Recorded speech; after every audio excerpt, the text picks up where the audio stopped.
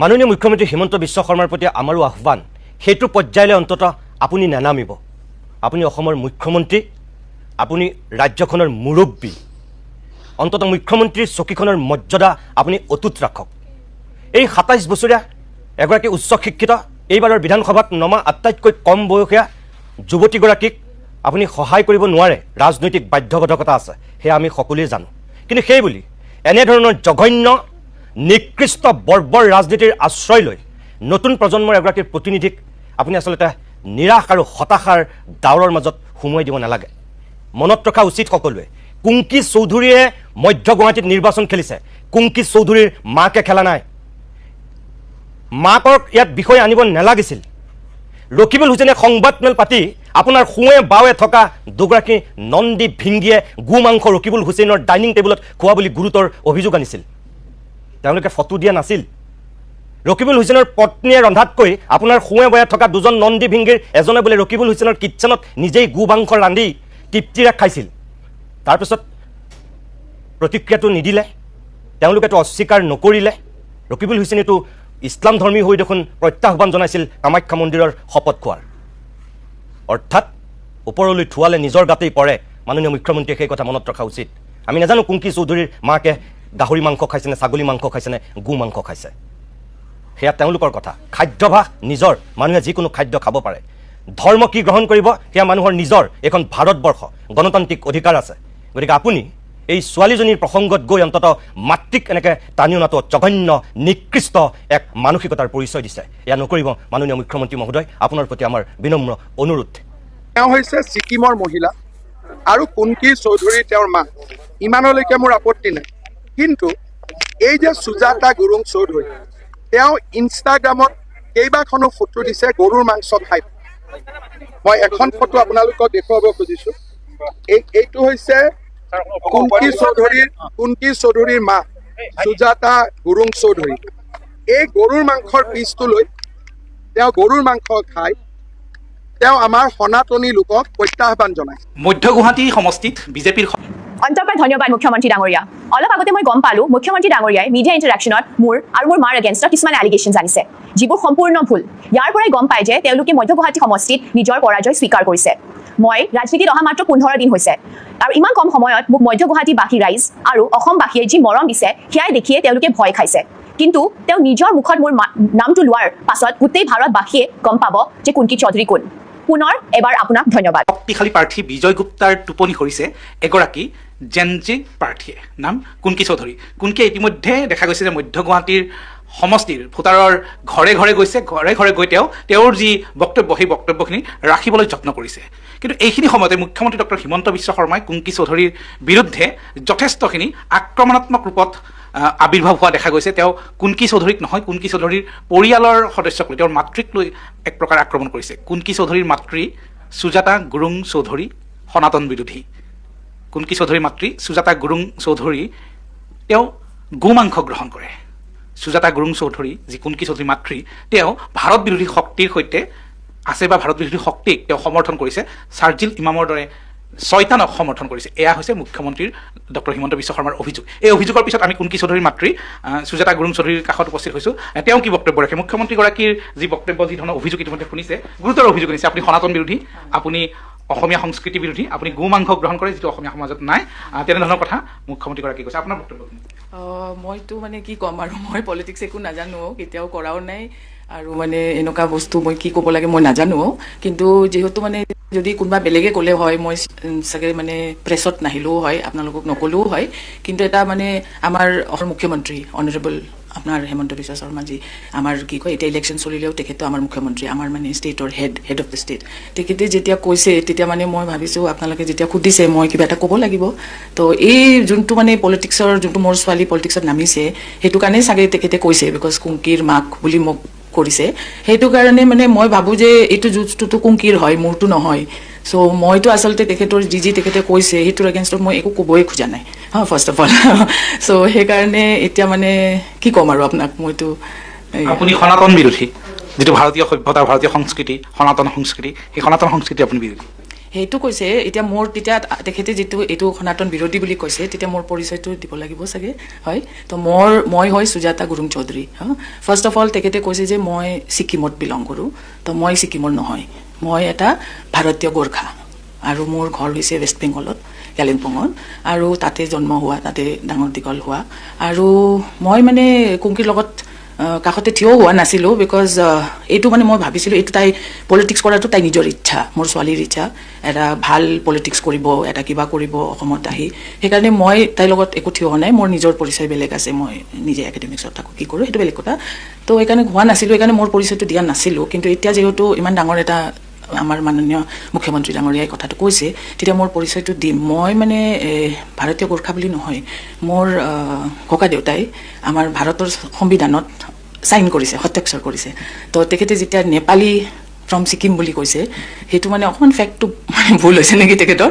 আৰু সেই মেইন ফেক্টটোৱে যেতিয়া ভুল হৈছে বাকী ফেক্টটো অকণমান তেখেতে ক্ৰছ চেক কৰাটো দৰকাৰ নেকি আপোনাৰ ককা দেউতাৰ কথা কৈছে অকণ কওকচোন জানিবলৈ মোৰ ককা দেউতা হৈছে হৰি বাহাদুৰ গুৰুং লেট হৰি বাহাদুৰ গুৰুং তেখেত আছিলে কনষ্টিটিউৱেণ্ট এছেম্বলিৰ মেম্বাৰ আৰু তেখেতে দ্য অনলি গোৰ্খা আমাৰ গোটেই ভাৰতবৰ্ষত যোনে আমাৰ কনষ্টিটিউশ্যন সংবিধানত ছিগনেচাৰ কৰিছিলে তো তেখেতৰ এটা ছিগনেচাৰ আছে প্লাছ মোৰ মানে মই বেচিকেলি পলিটিকেল ফেমিলিৰ পৰাই আহোঁ তো মোৰ আৰু এজন ককা হৈছিলে আমাৰ অল ইণ্ডিয়া গোৰ্খা লীগৰ ফাউণ্ডাৰ দেউতাৰ ফালৰ চ' সেইবিলাক মানে আছিলে কিন্তু মইতো সেইবিলাক আনিবও খোজা নাই এইবিলাক মানে মই ইয়াও নকৰোঁ বিকজ মোৰ নিজৰ এটা নিজে মতে থাকোঁ কিন্তু এতিয়া মানে ছাৰে এতিয়া যিহেতু এইবিলাক কথা কৈছে তো সেইকাৰণে ক'ব লগা হৈছে নোকোৱা কথাটো তো সেই আৰু মানে সনাতন বিৰোধী বুলিতো নহয় আমিতো নেপালী আমাৰ নেপালীতো আৰু সেইবিলাক চব পূজা আজা চব থাকে তো বাকী আৰু কি ক'ম দ্বিতীয় কথাটো হৈছে আপুনি গো মাংস গ্ৰহণ কৰি ছ'চিয়েল মিডিয়াত আপুনি পোষ্ট কৰিছে সেইটো ভুল এইটো মানে সঁচা নহয় এইটো আপুনি গো মাংস গ্ৰহণ কৰা নকৰোঁ মই নকৰোঁ ইনফেক্ট মই কি কয় আৰু ছ'চিয়েল মিডিয়াত কি এইটো কি দেখিছে মানে আগতে আপোনালোকে এইটো মানে চেক কৰিব পাৰে আৰু আমাৰ অনাৰেবল হেমন্ত বিশ্ব শৰ্মাই তেখেতে নিজে ফেক্ট চেকটো অলপ কৰাটো দৰকাৰ নেকি হয় আজিকালি টেকন'লজিৰ যুগত চব বস্তু কৰা যায় আপুনি ক'ৰবাত কেতিয়াবা পাৰ্টিত তেনেকুৱা ফটো আছিল নেকি য'ত আপুনি মাংস গ্ৰহণ কৰি আছে যাক নাই সেইবিলাক নাই আৰু সেইবিলাক একো মই মানে নাজানো আৰু কিয় কৈছে ফটো দেখুৱাইছে য'ত আপুনি গো মাংস গ্ৰহণ কৰা বুলি দাবী কৰিছে ফটোটো আপোনালোকে ক্ৰছ চেক কৰক আপোনালোকে আজিকালিতো টেকন'লজি ছাৰে যোনটো ফটো দেখাইছে আপোনালোকে চাওক হয় নে নহয় ফেক্ট চেকিংটো দৰকাৰ নেকি ইয়াতে ইমান ডাঙৰ এটা ষ্টেটৰ মুখ্যমন্ত্ৰী হৈ এইবিলাক কথা যে মানে এনেই কথা বুলিতো ক'ব নোৱাৰে নহয় জানো কাৰোবাক এটা পাৰ্চনেল এটাক বুলি ক'ব নোৱাৰে এইটো ফেক্ট হ'ব লাগিব তৃতীয় এটা গুৰুতৰ অভিযোগ আপুনি দেশ বিৰোধী কিছুমান শক্তি তেওঁ উদাহৰণ দিছে চাৰ্জিল ইমাম তেওঁলোকক সমৰ্থন কৰিছে তেওঁলোকৰ প্ৰতি আপুনি সমৰ্থন আগবঢ়াইছে নাই সেইটো নহয় এইটো ভুল এইটো তেখেতে কৈছে এইটো সঁচা নহয় আপুনি তেনেকুৱা পোষ্ট কৰিছিল নেকি য'ত চাৰ্জিল ইমাম বা চিকেন নেকক লৈ সেইটো আপুনি মানে আপুনি চাওক মোৰতো একো বন্ধ নাই মোৰ চব ছ'চিয়েল মিডিয়া মোৰ খোলা ইউজুৱেলি মানুহবিলাকে সেইটো বন্ধ কৰি দিয়ে কিবা এইবিলাক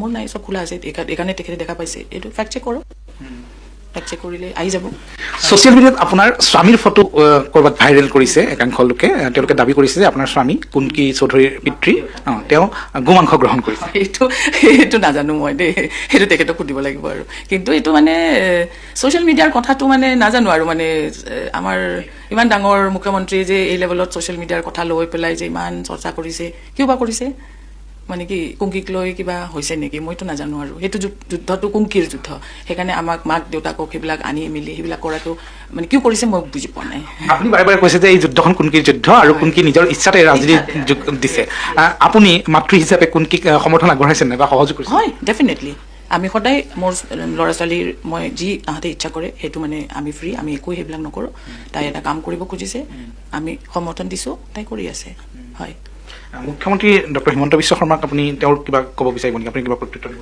মই ছাৰৰ এগেইনষ্টত কি ক'ম তেখেত ইমান ডাঙৰ মানুহ তেখেত আমাৰ ৰাজ্যৰ মুখ্যমন্ত্ৰী আৰু আমাৰ চবৰে মানে leader head of the state চ' তেখেতকতো একো কথা ক'বলৈ নাই মই আৰু মানে কি ক'ম আমিতো কমন পিপল আমি পাব্লিক কি ক'ম তেখেতে ভাল জানিব হয় নে নহয় এটা এই ৰাজনীতিৰ কথাৰ মাজতে কেতিয়াও নজনা কথা আমিও জনা নাছিলোঁ আপোনাৰ ককা দেউতাৰ কথা এটা পোহৰলৈ আহিছে যে তেওঁ কনষ্টিটিউৱেণ্ট এছেম্বলিৰ সদস্য আছিলে তেওঁ তাত স্বাক্ষৰ কৰিছিলে সংবিধানত অকণমান যদি বিশদভাৱে কয় তেওঁ ভাৰতীয় যিটো আপোনাৰ স্বাধীনতা আন্দোলন সেই স্বাধীনতা আন্দোলনত তেওঁৰ কেনেধৰণৰ অৱদান আছিলে বা কেনেধৰণে তেওঁ গোটেই দেশৰ গণতান্ত্ৰিক ব্যৱস্থাৰ সৈতে তেওঁ জড়িত হৈ পৰিছিল তেখেতসকল মানে সেই গোটেই আমাৰ যোনটো কনষ্টিটিউৱেণ্ট এছেম্বলিৰ যোনটো ডিছকাশ্যনছ হৈছিলে কনষ্টিটিউশ্যন বনাওঁতে এইবিলাক যি কৰোঁতে তেখেত এটা ইণ্টিগ্ৰেল পাৰ্ট আছিলে বিকজ তেখেতে মানে আমাৰ ভাৰতীয় গোৰ্খাক ৰিপ্ৰেজেণ্ট কৰিছিলে তো সেই সেইটোত আছিলে গোটেই ডিছকাশ্যনছবিলাক আপোনালোকে ইণ্টাৰনেটত চালেও পাব, তেখেতৰ চব হত্যাক্ষৰ মানে ছিগনেচাৰ পাব, প্লাছ যি ডিছকাশ্যনছ আছে সেইবিলাকো পাব। এই পূৰা অ'পেন প্লেটফৰ্মত আছে, চ' তাতে আপোনালোকে চব পাই যাব তেখেতৰ।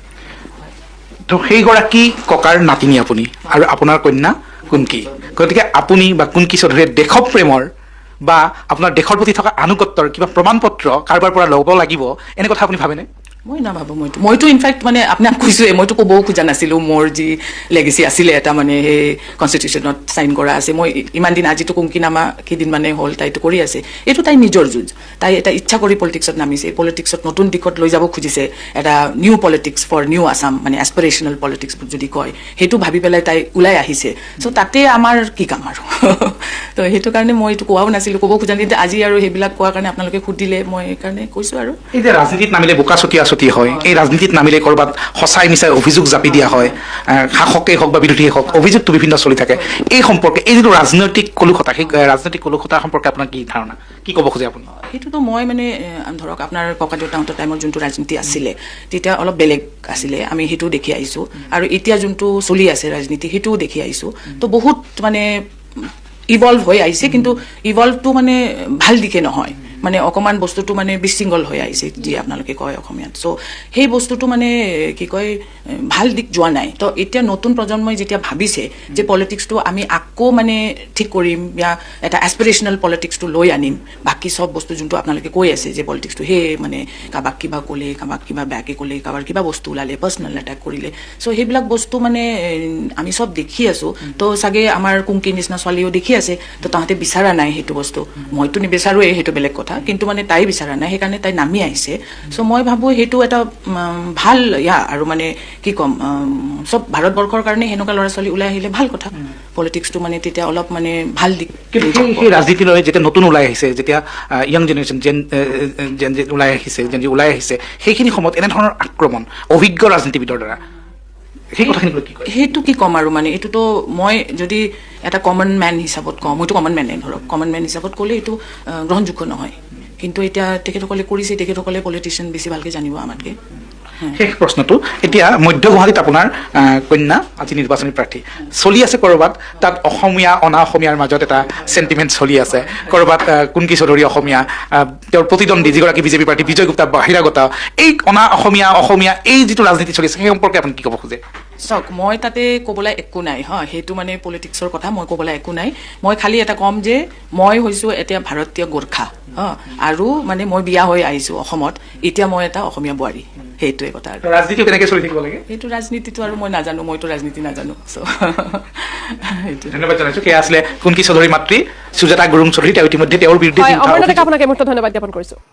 কুংকি চৌধুৰীয়ে হিমন্ত বিশ্ব শৰ্মাৰ বিপৰীত এটা দলত নিযুক্তি কৰাৰ কাৰণে, মানে জইন কৰাৰ কাৰণে হিমন্ত বিশ্ব শৰ্মাই ইমান এটা মিছা অপবাদ দিয়াত ভুল হৈছে। কাৰণ কুংকি চৌধুৰীৰ মাকে নিজেই কৈছে যে মুখত যি লৈ কেনে ইনষ্টাগ্ৰামত ফটো আপলোড দিছিল, সেইটো গৰু মাংসৰ টুকুৰা নহয় বুলি। মানে নিজৰ আসনখনৰ লোভত মামাই আৰু কি কি কৰিব আপোনালোকে নিজে জনাব।